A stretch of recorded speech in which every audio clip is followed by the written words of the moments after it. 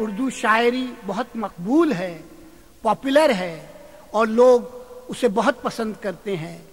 ہماری فلموں میں اردو کا رواج بہت زیادہ تھا، اور رومانٹک پوئٹری جو کہ غزل ہے، جو بہت پاپولر ہے اور مقبول ہے، لوگ اسے بہت پسند کرتے ہیں۔ لیکن غزل کیا ہے؟ غزل کا مطلب عورت سے محبت کی بات چیت، اور اس میں عاشق اپنے تکلیفوں کا بیان کرتا ہے، اپنے دکھ و درد کا بیان کرتا ہے۔ عاشق معشوق کا گلہ کرتا ہے، اس کی بے وفائی کا گلہ کرتا ہے، وہ رقیب کا گلہ کرتا ہے، اور اپنی جو خود پہ بیتتی ہے وہی سناتا ہے۔ اس سے ہر شخص کے دل پہ چوٹ لگتی ہے کہ کوئی نہ کوئی شخص ایسے تجربہ کر ہی چکا ہوتا ہو۔ دیکھیے ایک سادہ شعر ہے، کچھ لوگ زمانے میں ایسے بھی تو ہوتے ہیں، محفل میں جو ہنستے ہیں تنہائی میں روتے ہیں۔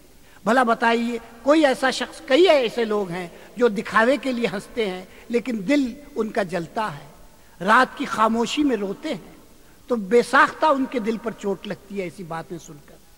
اردو شاعری میں غزل میں خصوصاً 5 یا 6 اشعار ہوتے ہیں اور میکسیمم 9 اشعار ہوتے ہیں۔ اردو غزل میں پہلا مصرع جو ہوتا ہے اس کو مطلع کہتے ہیں، اور آخری جو ہوتا ہے اسے مقطع کہتے ہیں، جس میں شاعر اپنا تخلص، اپنا نامنی پلوم یا پین نیم کا ذکر کرتا ہے، جیسے کہ غالب خستہ کے بغیر کون سے کام بند ہیں، روئیے زار زار کیا کیجیے ہائے ہائے کیوں۔ اب غزل کی سب سے بڑی خوبی یہ ہے کہ غزل کا ہر مصرع ایک فل آئیڈیا ہے۔ شاعر کبھی معشوق کی خوبصورتی کا بیان کرے گا، یا پھر کبھی رقیب کا گلہ کرے گا، تو کبھی زمانے سے گلہ کرے گا، تو کبھی کہے گا جیسے کہ غالب نے کہا ہے، دل پھر طواف کوئے ملامت کو جائے ہے، پندار کا صنم کدا ویراں کیے ہوئے۔ یہ دل جو ہے، شاعر کہتا ہے میرا دل اتنا کمزور ہے کہ پھر اسی گلی میں جانا چاہتا ہے۔ کوئے ملامت یعنی وہ گلی، وہ کوچہ معشوق کا جہاں لوگ اسے پتھر مارتے ہیں، تانے دیتے ہیں، لیکن پھر بھی دل وہیں جانے کو چاہتا ہے۔ تو کہتا ہے دل پھر طواف، طواف یعنی گھومنا، دل پھر طواف کوئے ملامت۔ کوئے ملامت مینس وہ گلی جہاں لوگ اسے گالیاں بکتے ہیں، سرزنش کرتے ہیں، ٹونٹ کرتے ہیں، تو پھر دل پھر طواف کوئے ملامت کو جائے ہے، پندار کا صنم کدا ویراں کیے ہوئے۔ سوچ سمجھ کو سب کو چھوڑ کے دل وہیں بھاگنا چاہتا ہے۔ تو یہ دل بڑی عجیب چیز ہے انسان کی۔ وہ کہتا ہے نا کہ اس عشق میں جاں کو کھونا ہے، آہیں بھرنا رونا ہے، میں جانتا ہوں جو ہونا ہے، پر کیا کروں جب دل آ جائے۔ تو یہ دل کی باتیں ہیں، محبت کی باتیں ہیں، جو عموماً ہماری اردو شاعری میں ہے۔ دیکھیے زلفوں کے لیے کتنے ظرافت سے کہا ہے، وٹ ہے اس میں۔ زلف دراز ہوتی ہے معشوق کی، یعنی بہت لمبی ہوتی ہے، اور اس کو کبھی کبھی سانپ سے بھی اس کی سملی تشبیہ دی جاتی ہے۔ کوئی ان کی شوخی تو دیکھیے، لیے زلف خم شدہ ہاتھ میں، میرے پاس آئے دبے دبے، مجھے سانپ کہہ کے ڈرا دیا۔ اتنی بڑی زلفیں تھی کہ معشوق دبے پاؤں پیچھے سے آیا اور عاشق کو سانپ کہہ کے زلفیں اس کے طرف پھینکا۔ تو یہ بھی ایک انداز ہے اور ظرافت، وٹ، معشوق کی وٹ۔ میں نے کہا کہ بزم ناز غیر سے چاہیے تہی، میں نے معشوق سے کہا کہ تمہاری محفل میں غیروں کو اٹھا دو، ان کی کیا ضرورت ہے۔ میں نے کہا کہ بزم ناز غیر سے چاہیے تہی، سن کے ستم ظریف نے مجھ کو اٹھا دیا کہ یوں۔ تو دیکھیے صاحب، معشوق نے اس کو ہی اٹھا دیا، عاشق کو کہا چلو تم جاؤ۔ تو یہ باتیں جو ہیں وہ ایک عجیب قسم کے، اور کبھی کبھی تو اس میں تصوف بھی ہے، فلسفی بھی ہے۔ غالب نے خود کہا ہے، یہ مسائل تصوف، یہ تیرا بیان غالب، تجھے ہم ولی سمجھتے جو نہ بعد خار ہوتا۔ The way you narrate philosophical intricacies, O Ghalib, we would have considered you to be a wali, a saint, if you were not a drunkard. میں تو کہوں گا بعد خار ڈرنکرڈ ہونے کے باوجود بھی غالب ولی تھا، اسے الہام تھا۔ ایسے ایسے اشعار اس نے کہا ہے۔ اس کا آبزرویشن دیکھیے صاحب، کہتا ہے پرتوے خرس سے ہے شبنم کو فنا کی تعلیم، میں بھی ٹھہرا ہوں ایک نظر کرم ہونے تک۔ یعنی مطلب یہ ہے کہ جیسے سورج آتا ہے تو شبنم ایویپریٹ ہو جاتا ہے، غائب ہو جاتا ہے، فنا ہو جاتا ہے، اسی طرح عاشق کہتا ہے میں بھی تمہاری ایک نظر عنایت کے لیے ٹھہرا ہوں، تم مجھے ایک نگاہ دیکھو گی تو میں بھی اسی طرح فنا ہو جاؤں گا، غائب ہو جاؤں گا۔ تو یہ باتیں ہیں جو غالب اس لیے مشکل ہے کہ کبھی کبھار اسے سمجھنا مشکل ہو جاتا ہے۔ جیسے کہ ایک جگہ کہتے ہیں گدا سمجھ کے وہ چپ تھا، میری جو شامت آئی اٹھا اور اٹھ کے قدم میں نے پاسباں کے لیے۔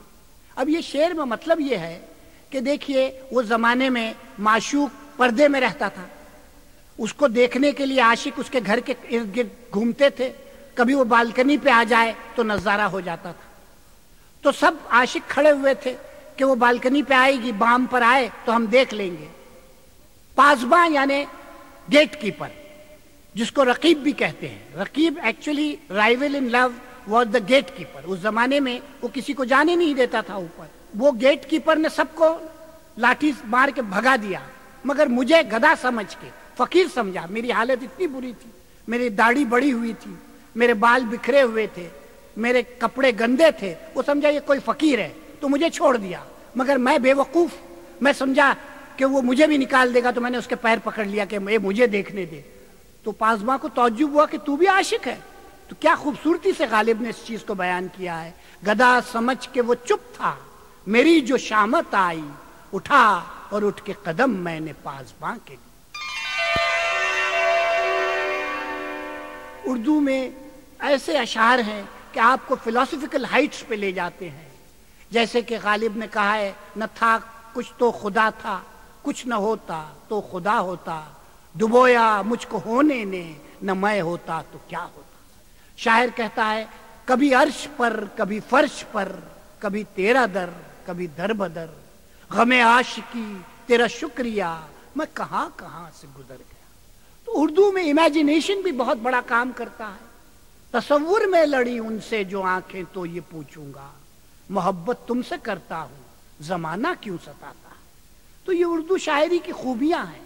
اردو شاعری میں سب سے بڑی بات یہ ہے کہ شاعر کا رنگ، جیسے کہ میر کی شاعری میں ایک طریقہ ہے میر کا، جنگل جنگل صحرا صحرا مارے مارے پھرتے ہیں، آہو وحشی جان کے اپنا ساتھ ہمارے پھرتے ہیں۔ مجنو جنگل میں دوڑتا تھا تو کہتا ہے جنگل جنگل صحرا صحرا مارے مارے پھرتے ہیں، آہو وحشی، آہو یعنی ہرن، ہرن آدمی سے ڈرتی ہے، بھاگتی ہے، بہت گھبراتی ہے، لیکن اس عاشق کو روز دیکھ کر وہ سمجھے یہ بھی ہماری طرح ہے، وہ بھی اس کے ساتھ ساتھ بھاگنے لگے۔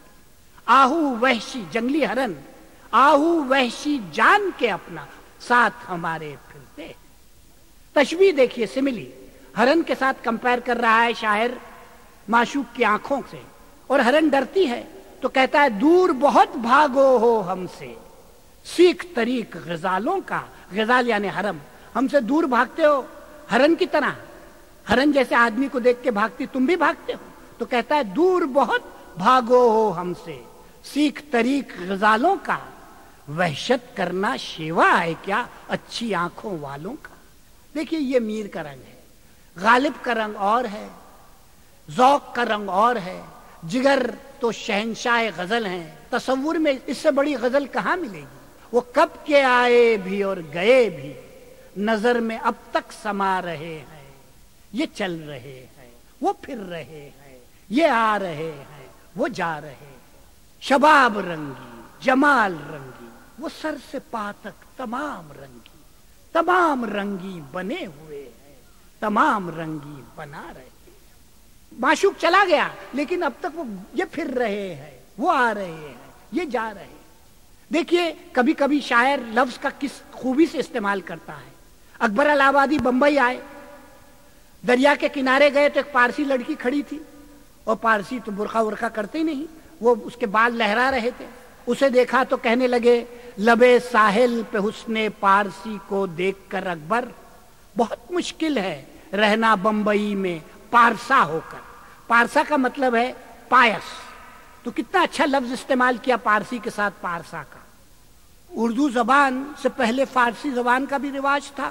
اردو کیا ہے؟ A combination of Persian, Arabic and Hindi. Urdu میں فارسی کی شیرینی ہے، سویٹنس ہے، عربک کا ایلوکوینس ہے، بلاغت ہے، اور ہندی کی سندرتا ہے.